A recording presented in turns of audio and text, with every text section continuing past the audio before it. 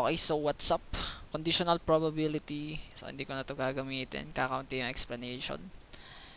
So, conditional probability is the conditional probability of an event B is the probability that the event will occur given the knowledge that an event A has already occurred. So, ibig sabihin, ito yung notation niya eh. Okay.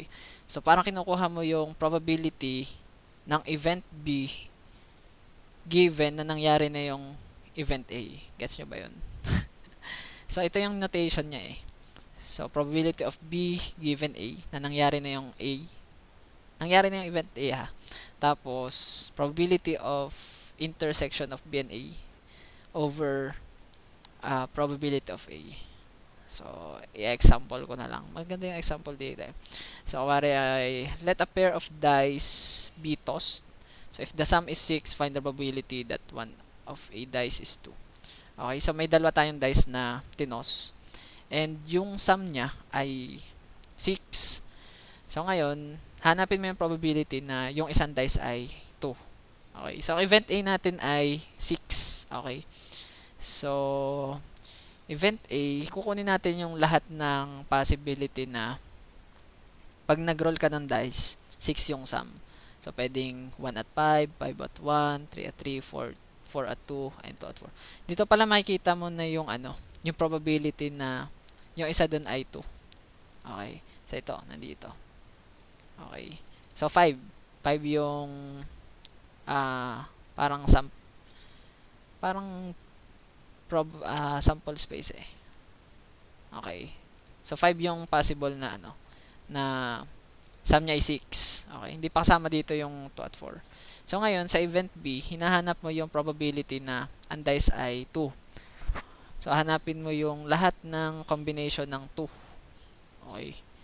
So, dito, yung A intersection B, kasi kukunin mo to eh, ay 2. Yan. Yan o. Pareho lang sila dito. So, kaya 2. Gets mo na eh. No? So, ang mangyayari dito ay substitute lang. 2 over 36. Then 2 over 5, 0.14. Nagets nyo ba yun? Kasi parang, paano ba to? Mahirap pala i-explain to. Hindi, alam ko naman magagets nyo na yun. So, syempre, yung event A natin ay 5 na yun. Ngayon, dito sa sample space na to, ano yung probability na yung isa dun ay 2? Makikita nyo naman dito na dalawa yung 2. So, 2 over 5. Kahit hindi mo na to isundin to. Meron pa ditong isang site na baka magets nyo pa.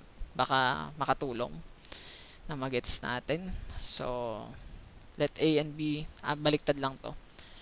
Pero, ang kinukuha kasi natin dito ay, pag nangyari ito yung, nangyari yung B, ano yung probability na mangyari yung A, yung portion ng A. So, dito lang tayo interested sa green.